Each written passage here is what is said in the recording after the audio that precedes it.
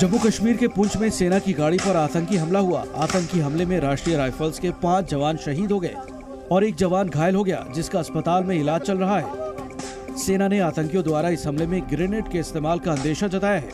हमले के बाद इलाके में सेना सर्च ऑपरेशन कर आतंकियों की खोज कर रही है। सेना प्रमुख ने रक्षा मंत्री को हमले की जानकारी दी। कश्मीर में G20 की बैठक से पहले यह आतंकी हमला हुआ है, जिसके बाद सेना पूरी तरह से अलर्ट पर है।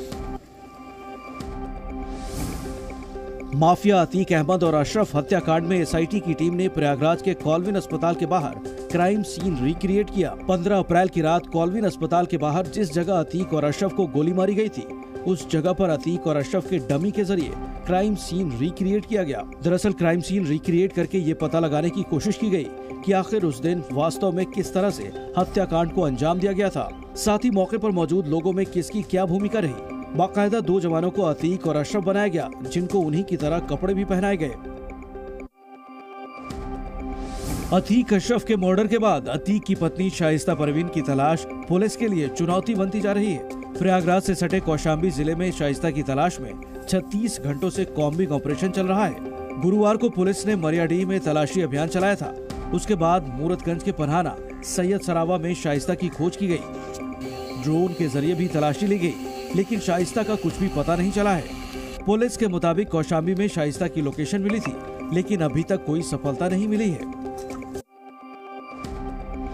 लखनऊ में एक बार फिर बाइक सवार बदमाशों ने दिन दहाड़े चेन स्नेचिंग की घटना को अंजाम दिया है। बदमाशों ने पीछे से आकर महिला के सिर पर बंदूक लगाई और महिला की चेन छीनकर फरार हो गए। महिला ने बदमाशों का जमकर सामना किया और अपनी चेन बचाने की पूरी कोशिश की, लेकिन बदमाश महिला की चेन लेकर फरार होने में कामयाब रहे।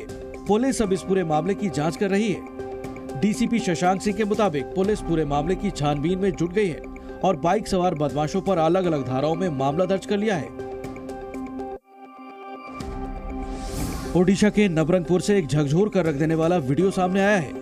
एक 70 साल की बुजुर्ग महिला सूर्या हरिजन को बैंक से अपनी पेंशन की रकम लेने के लिए टूटी कुर्सी के सहारे नंगे पांव गर्मी में कई किलोमीटर पैदल चलना पड़ा।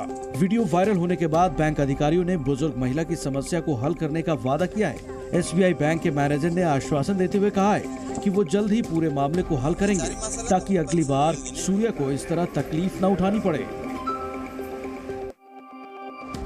सरकारी बसों की खस्ता हालत किसी से छिपी नहीं है, लेकिन अब ये बसें सवारियों के लिए जानलेवा साबित हो रही हैं। हादसे का ये वीडियो गुजरात के जामनगर का है। स्पीड ब्रेकर को पार करते ही इस रोडवेज बस का पीछे का शीशा टूट गया और 2 यात्री सीधे सड़क पर गिर गए।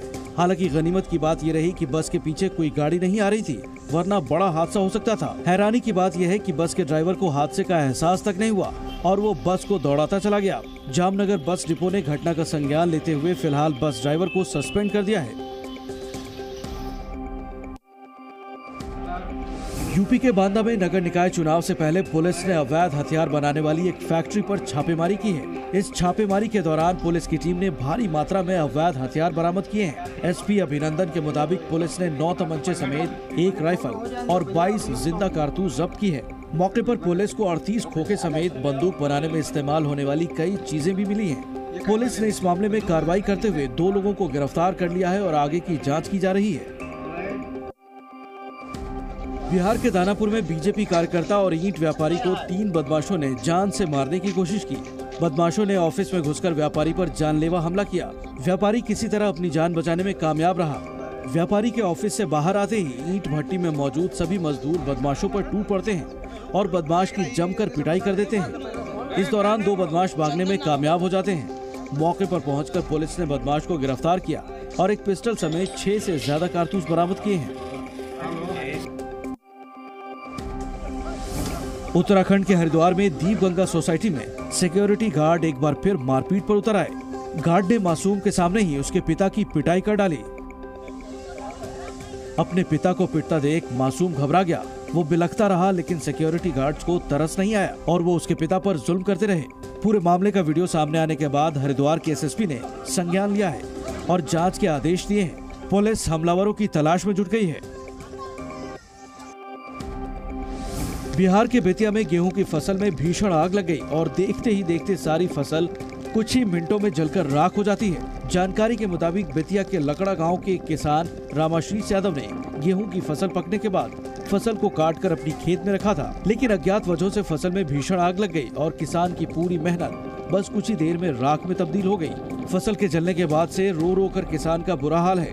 अब इस बात की जांच की जा रही है कि खेत में रखी फसल में आग लगने की असली वजह क्या है। यूपी के पीलीभीत में पैतृक संपत्ति को लेकर दो सगे भाइयों के बीच विवाद देखते ही देखते खूनी संघर्ष में बदल गया और दोनों ही ओर से जमकर लाठी डंडे चलने लगे। दोनों ही पक्षों ने एक दूसरे पर डंडों और पत्थरों से हमला कर दिया। इस पूरी लड़ाई में करीब 8 लोग गंभीर रूप से घायल हुए हैं और उनका अस्पताल में इलाज चल रहा है। वीडियो वायरल होने के बाद अब पुलिस ने पूरे मामले की जांच शुरू कर दी है। पुलिस का कहना है कि वीडियो की जांच के बाद मामले में जल्द से जल्द कार्रवाई भी की जाएगी। यूपी के लखीमपुर खीरी में एक निर्माणाधीन इमारत में भीषण आग लग गई। आग लगने की वजह इमारत में हुई शॉर्ट सर्किट को बताया जा रहा है।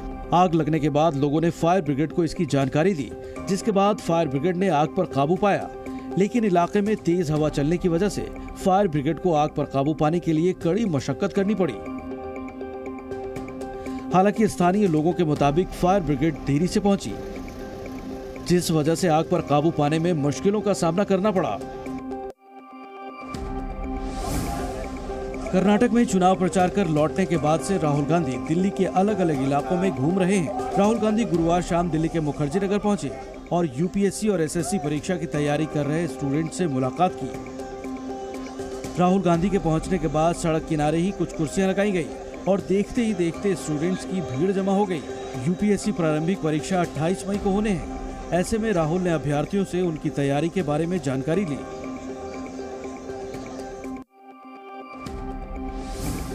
यूपी में आगामी निकाय चुनावों और ईद को लेकर पुलिस पूरी तरह से मुस्तैद नजर आ रही है और इसी कड़ी में इटावा में पुलिस की टीम ने किसी भी परिस्थिति से निपटने के लिए मॉक ड्रिल किया। इस ड्रिल का आयोजन एसएसपी संजय कुमार की देखरेख में किया गया। इस दौरान पुलिस ने दंगों से निपटने की रिहर्सल की और हवाई फायरिंग के साथ साथ माहौल बिगाड़ने वालों को खदेड़ने के लिए पानी लाठीचार्ज का भी अभ्यास किया। इस पूरी ड्रिल के दौरान एसएसपी संजय कुमार के अलावा एसपी ग्रामीण, एसपी सिटी भी मौजूद रहे। पंजाब के मनसा में शिमला मिर्च का भाव बहुत नीचे गिर गया है, जिसके बाद व्यापारी किसान से 1 रुपए प्रति किलो शिमला मिर्च खरीद रहे हैं। ऐसे में किसानों के लिए खेती की लागत तक निकालना मुश्किल हो गया है और इसी से परेशान होकर किसान सड़कों पर शिमला मिर्च को फेंक रहे हैं। किसानों का कहना है कि अचानक दाम गिरने से लागत निकालना मुश्किल हो गया है। खासकर मनसा जिले के किसान गिरती कीमत से ज्यादा परेशान हैं। इन हालात से निकलने के लिए किसानों ने सरकार से मदद की गुहार लगाई है। चारधाम यात्रा से पहले ही उत्तराखंड में ठंड बढ़ गई है। ये तस्वीरें उत्तराखंड के केदारनाथ धाम की हैं। केदारनाथ के कपाट 25 अप्रैल यानी बस 4 दिन बाद खुलने वाले हैं और अगर बर्फबारी यूं ही जारी रहती है तो श्रद्धालुओं का सामना कड़ाके की ठंड और बर्फीली हवाओं से होगा। चारधाम यात्रा के चलते इन दिनों केदारनाथ परिसर में मरम्मत का काम भी चल रहा है, लेकिन फिलहाल इस बर्फबारी ने सभी तैयारियों को रोक दिया है।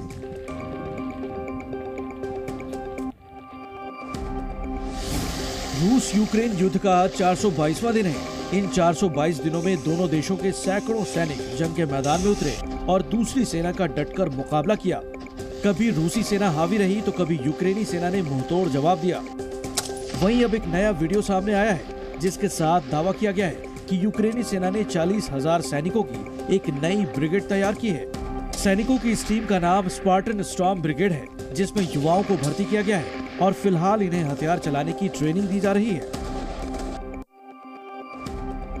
अमेरिका के ओक्लाहोमा में आई तेज आंधी और बवंडर ने चारों तरफ बर्बादी का मंजर पैदा कर दिया है। मैकलेन काउंटी इमरजेंसी मैनेजमेंट ने अपने फेसबुक पोस्ट में कहा है कि तूफान की वजह से कम 2 लोगों की मौत हुई है। इसके अलावा कई लोग घायल हुए हैं। कुछ लोगों के अपने घरों में फंसे होने की भी खबर है। नेशनल वेदर सर्विस के मुताबिक ओक्लाहोमा, कंसास और आयोवा समेत मध्य अमेरिका के कुछ हिस्सों में 19 अप्रैल की रात को आई तेज आंधी, बवंडर और ओले गिरने की चेतावनी जारी की गई थी। जी न्यूज़।